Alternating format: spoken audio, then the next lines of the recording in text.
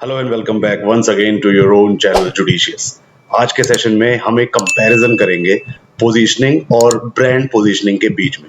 अक्सर स्टूडेंट्स को कंफ्यूजन होती है कि ये दोनों कॉन्सेप्ट एक ही हैं, सिमिलर हो सकते हैं, मगर बिल्कुल 100% ये दोनों कॉन्सेप्ट, ये दोनों टॉपिक सेम नहीं है। क्या डिफरेंस है दोनों के बीच में, इस सेशन के थ्रू हम कवर करेंगे। सबसे पहले पोजीशनिंग के बारे में थोड़ा सा डिस्कशन। पोजीशनिंग के ऊपर एक डेडिकेटेड वीडियो ऑलरेडी मैं अपलोड कर चुका हूं, मैं उसका लिंक यहां पर आप लोगों के लिए अवेलेबल करा दूंगा। पोजीशनिंग को इस वीडियो में ब्रीफली डिफाइन कर देंगे, उसका एग्जांपल देख लेंगे। फिर ब्रांड पोजीशनिंग, इसको डिफाइन करेंगे और इसके कुछ एग्जांपल देखेंगे। फिर एक टेबल के थ्रू इन दोनों के बीच का की डिफरेंस क्या है, क्या फर्क है पोजीशनिंग और ब्रांड पोजीशनिंग के बीच में, कितने ये सिमिलर हैं, कितने डिफरेंट हैं एक दूसरे से, इसको देखेंगे। और लास्ट में एक एग्जांपल ब्रांड पोजीशनिंग का कंपैरिजन करेंगे दो इंडियन ब्रांड्स को कंपेयर करके, जो कि है अमूल और पतंजलि। तो पोजीशनिंग की डेफिनेशन और एग्जांपल के साथ हम इस सेशन को कमेंस करते हैं कि आखिर व्हाट इज पोजीशनिंग। रफली मैं ऑलरेडी एक्सप्लेन कर चुका हूं लास्ट वीडियो में, फिर एक बार दोबारा देख लेते हैं। सबसे पहले एक लाइन याद रखिएगा, पोजीशनिंग एक जनरल कॉन्सेप्ट है। अब इसको जनरल कॉन्सेप्ट क्यों बोला गया, क्योंकि ये प्रोडक्ट्स पर भी एप्लीकेबल होती है, सर्विसेज पर भी अप्लाई कर सकते हैं और ब्रांड्स पर भी अप्लाई कर सकते हैं। यानी पोजीशनिंग के थ्रू आप अपने प्रोडक्ट, सर्विस और अपने ब्रांड की एक अलग इमेज और एक अलग आइडेंटिटी बना देते हैं कंज्यूमर के माइंड के अंदर। पोजीशनिंग का मतलब यही है कि बिजनेस क्या चाहते हैं कि उनके प्रोडक्ट, उनके सर्विस और उनके ब्रांड को उनका कंज्यूमर कैसे परसीव करे, कैसे उसके बारे में इमेज बनाए, क्या उसके बारे में वो सोचे। एग्जाम्पल पोजीशनिंग के हम यहां पर देख लेते हैं, जैसे कि वोल्वो अपने आप को ऐसे पोजीशन करती है कि वो मार्केट में जितने भी कार मैन्युफैक्चरर्स हैं उसमें से सबसे ज्यादा सेफेस्ट कार बनाने वाली कंपनी वोल्वो है। वहीं अगर नाइकी की बात करें तो वो अपने आप को एथलीट्स और परफॉर्मेंस के साथ एसोसिएट करते हैं, उसके साथ अपनी पोजीशनिंग करते हैं। पोजीशनिंग किसी प्रोडक्ट, किसी सर्विस और यहां तक कि किसी कंपनी के लिए भी हो सकती है, ये सिर्फ खाली ब्रांड तक लिमिटेड नहीं है। इसीलिए मैंने पहली लाइन में बताया था कि positioning is a general concept because of the fact that it is applicable on products, services, brands and even companies. तो ये तो बात हुई पोजीशनिंग की। अब देखते हैं ब्रांड पोजीशनिंग, इसको डिफाइन करते हैं और इसको भी एग्जाम्पल के थ्रू समझने की कोशिश करते हैं कि आखिर ब्रांड पोजीशनिंग है क्या। ये एक स्पेसिफिक कॉन्सेप्ट है, याद रखिएगा। पोजीशनिंग को मैंने जनरल कॉन्सेप्ट बताया था, जबकि ब्रांड पोजीशनिंग को हम बोल रहे हैं स्पेसिफिक कॉन्सेप्ट। यानी हम ये मान सकते हैं कि ब्रांड पोजीशनिंग की ही एक सब कैटेगरी है। तो बड़ा भाई हो गया पोजीशनिंग और छोटा भाई है ब्रांड पोजीशनिंग, ऐसे समझ लीजिए इसको। क्योंकि ब्रांड पोजीशनिंग सिर्फ और सिर्फ ब्रांड्स पर फोकस करती है कि एक ब्रांड की मार्केट प्लेस में क्या इमेज है, कैसे वो ब्रांड उसके कॉम्पिटिटर्स से अलग है, कितना वो अपने कंपटीशन से डिफरेंट है। आई होप ये अब क्लियर हो रहा होगा आपको। ये ज्यादा कंसर्न होता है, ये ज्यादा फोकस करता है इमोशनल और साइकोलॉजिकल रिलेशनशिप के ऊपर, किन के बीच में, कंज्यूमर्स के बीच में और ब्रांड्स के बीच में। तो यहां पर इमोशंस और साइकोलॉजी के ऊपर ज्यादा फोकस है। अब देखते हैं ब्रांड पोजीशनिंग का एग्जांपल। एप्पल के जो मोबाइल्स हैं, वो एप्पल अपने आप को कैसे ब्रांड पोजीशनिंग करता है कि स्लीक प्रोडक्ट्स हैं, बहुत ज्यादा इनोवेटिव हैं, इनके नए नए iOS आते रहते हैं, प्रीमियम है, एक्सपेंसिव भी है of course, user friendly technology use करते हैं और क्रिएटिव माइंड्स को टारगेट करते हैं। वहीं अगर डव की ब्रांड पोजीशनिंग की बात करें, डव के ब्यूटी बार्स आते हैं, तो ये रियल ब्यूटी के साथ खुद को एसोसिएट करते हैं और विमेन की सेल्फ एस्टीम के साथ ये खुद को एसोसिएट करते हैं। ब्रांड पोजीशनिंग फोकस ज्यादा करती है वैल्यूज पर, पर्सनैलिटी पर और ब्रांड की आइडेंटिटी पर, ना सिर्फ कि अपने प्रोडक्ट्स पर। तो ये ज्यादा फोकस इनका ब्रांड पर है, इसलिए ब्रांड पोजीशनिंग इसका नाम दिया गया।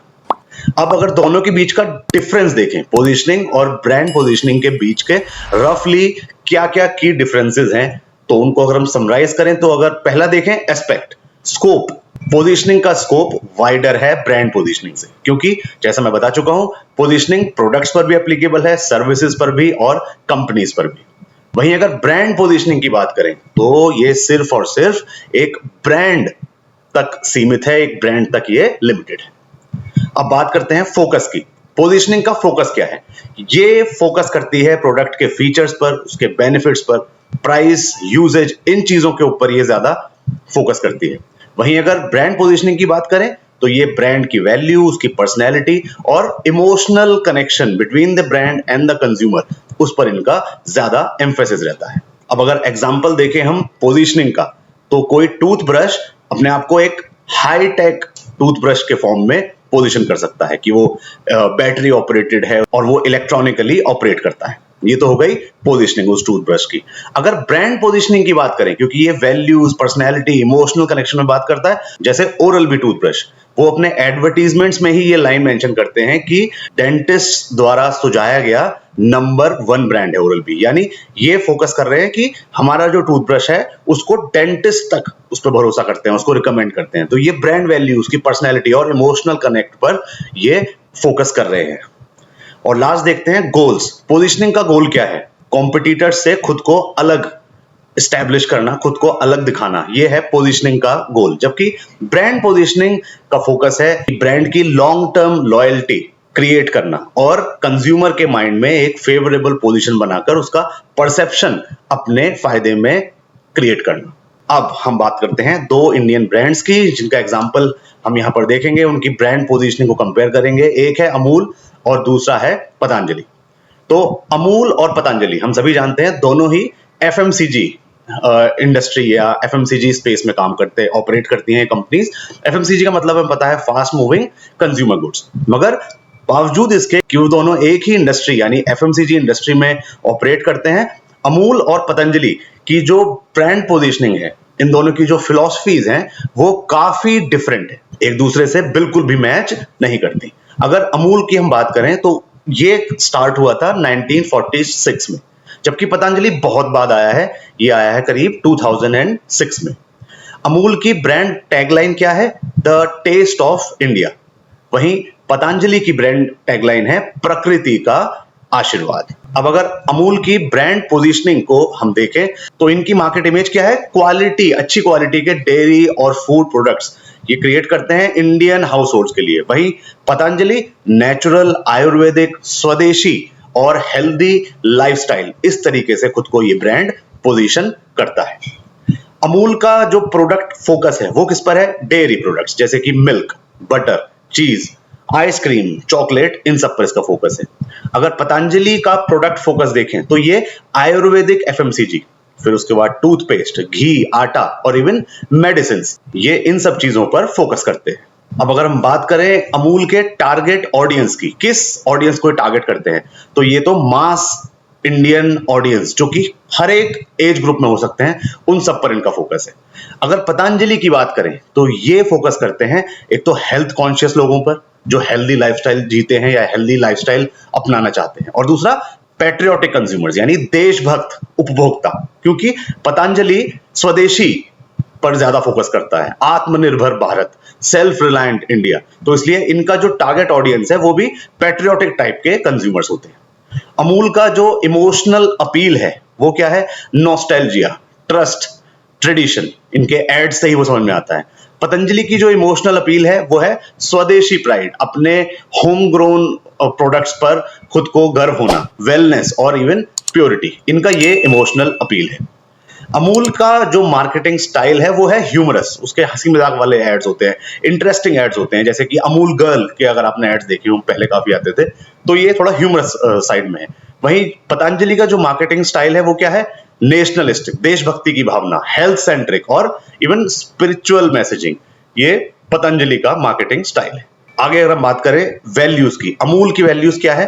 फार्मर ओन्ड कोऑपरेटिव, ये अपने आप को बोलते हैं एथिकल सोर्सिंग करते हैं। इन्होंने एक ऐप भी बना रखा है फार्मर्स के लिए, जिसमें वो अपना मिल्क प्रोडक्शन का सारी चीजें वो रिकॉर्ड कर सकते हैं। तो ये फार्मर्स के साथ इनका कोलैबोरेशन, इस तरह से ये अपनी अमूल की वैल्यूज बताते हैं। वही पतंजलि की वैल्यूज क्या है?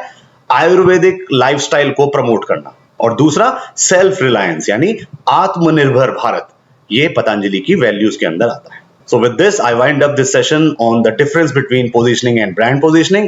I hope you liked the video and understood the concept. Till the time we meet next, it's me Amit Sharma signing off. Bye bye and take care. Thank you so much.